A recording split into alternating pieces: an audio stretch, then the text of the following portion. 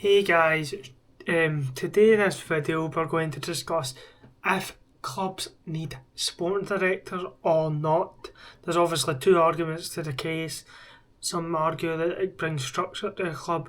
We'll be discussing and some argue that not. But in this video we'll be discussing all that. So if you do enjoy it, remember to subscribe to the channel, leave a like, put post notifications, and let's get into the video. So as I said, there's an argument for and against sporting directors, SDs as people in the street call them. And the continuing argument is it is impossible to work without one, but I think that's just more of a football myth, essentially, because it's not impossible. You can work without one easily, depending on your board, your higher up. But there's obviously common themes with sporting directors. Obviously, it installs a club vision. One I'll give is Arsenal. So they had a sporting director who wasn't very good, who I'll be talking about later in the video. This is why I'm keeping his name blanked. And Edu comes in, doesn't do so well, but he does a wee bit better. And then they know the vision that they're trying to work towards, but they just need short-term fixes. You get Arteta in, and then they work towards it.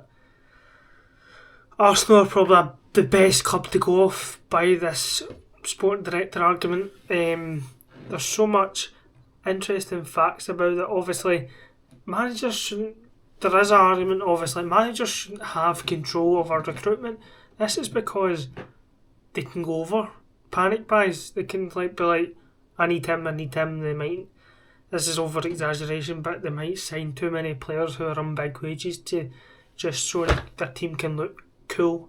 So it's like one of the things that a lot of elite managers do build. They're not very good at building squads, but they have a good tactical setup.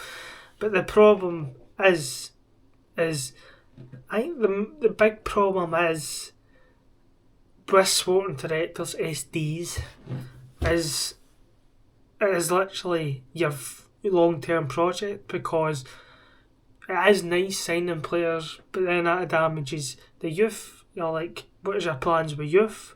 Your manager, because it might end up too much for the manager, and you might be like, oh, I can't do this, it's too much. It's because you've got that argument as well, because it's like a manager can't do everything as well as, but might I add, you could get one of his assistants to do it, or etc. etc.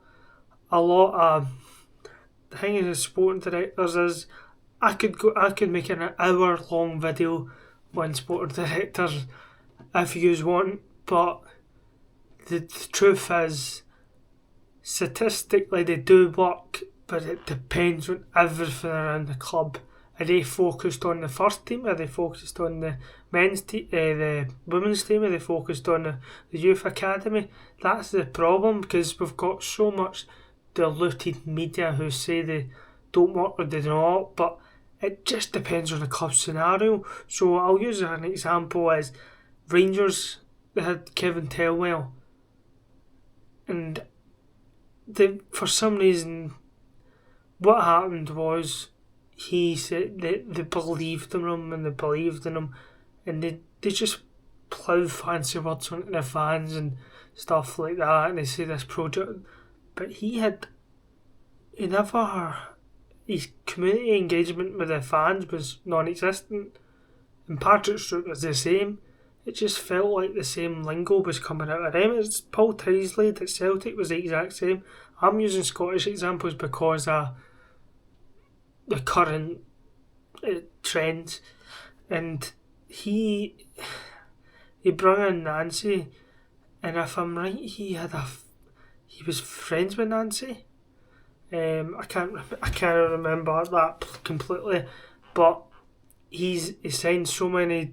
He let Kyogo leave. He let Adamida leave. He let Kuhn leave. He didn't let Maeda leave. They never brought in the right players. This summer, they spent 11 million on Arne Engels, who might have been a Brendan Rodgers signing, but he got approved by Paul Tyslade. But the thing is, it has worked at big clubs such as Brighton, Ajax and Bayern and Arsenal recently. Like I had Arsenal. But the problem is there's an argument against it. And I've touched on that a wee bit. Is the dangerous power with the layer ads, because sporting directors and managers might disagree on player recruitment. Sporting directors might sign players that are just better for the brand rather than the team. Obviously, it might lead to like the manager coming out in press conferences and out in the club, and then it just might ruin the relationship. And obviously, like bad sporting directors are apparently worse than none. But then you look at this, if you don't pick the right one, for example, if you pick one who has no knowledge of Scottish football, he's not going to be picking like a player who's suited to that league. He's going to pick a player who's suited to a good footballing team. You might sign a player who's not physically capable of playing the SPFL. That's the thing. It's like, this is not an SPFL based video. This is like football is in a broader sense. You can sometimes look at it. It has a burden on clubs they say they need sporting directors, but they don't. They might be set a philosophy that's not working. It's literally they don't work when the philosophy isn't the correct headline, essentially. Because you might say, I want to play tiki-taka, but how are you meant to play tiki-taka in a league where nobody else plays that kind of football, you know what I mean? Because it will be like will either work and it will be a breath of fresh air, like Motherwell, but Motherwell don't have a sporting director. So that's the argument. It's just the higher up have done their job, the scouts have done their job, they've found the right manager. The thing is, a football club should have an identity, like Barcelona, tiki-taka, etc, etc. You've got Ajax building players up for the youth, but that's a team who's always had a sporting director kind of role in their club. Mind you, it wasn't called that back in the day, and a lot of pundits argue against it, a lot of pundits argue for it. In Scotland especially, Chris Boyd's came out and said Chris Sutton's been like, well, why are they there? They don't know the league. I feel like you should have if you're a sporting director, that you should have knowledge on that league. Mind you, I'm going to give you some examples of good sporting directorship. So obviously, Michael Edwards was at Liverpool between 2016-22, and obviously, like before that, he built this was with Jurgen Klopp. He came in with Jurgen Klopp. He built a data and kind of profile fit for players. He signed players like Salah, who obviously failed at Chelsea. He sold players at their peak value so he could fund better for the team. He wasn't going to be like, well, we need to hold on Coutinho because he's a good brand image. No. They sold Coutinho so they could fund Van Dijk and Alisson, which was the problems at the team at the time.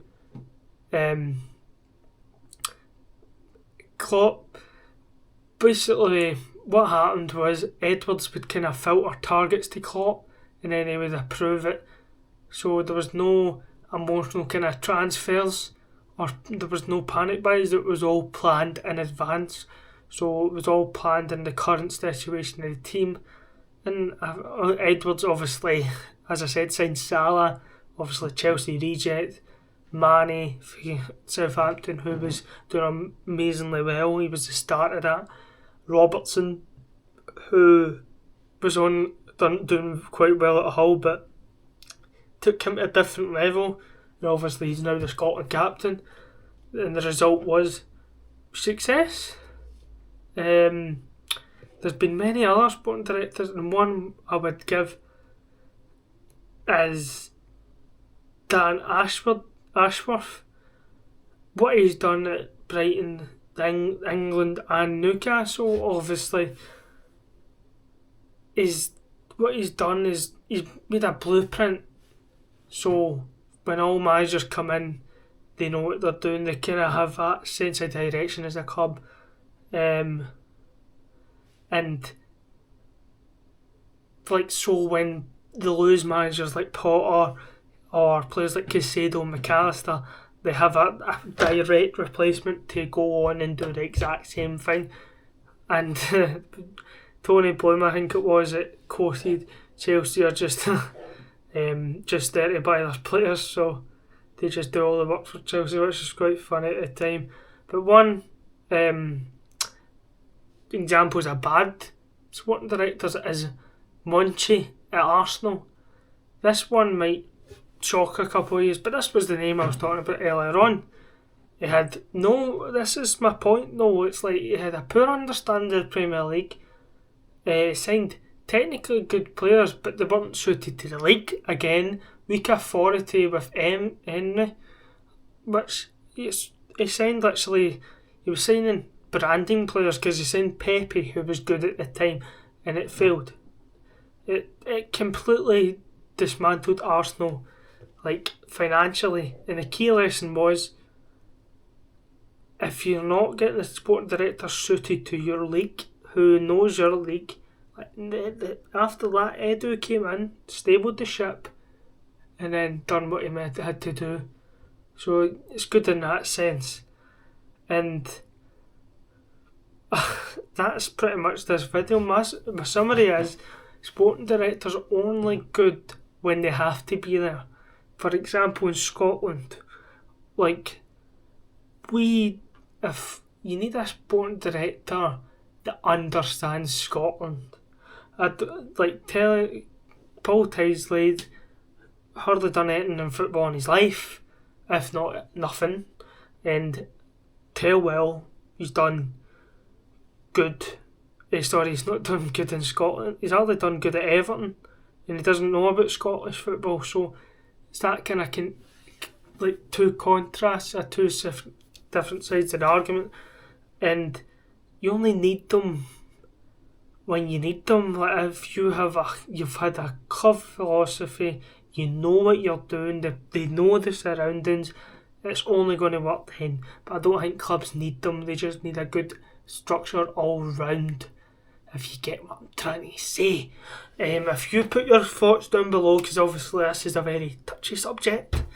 And yeah, so if you did enjoy this video, remember to leave a like, subscribe to the channel, and thanks for watching. Just Adam, good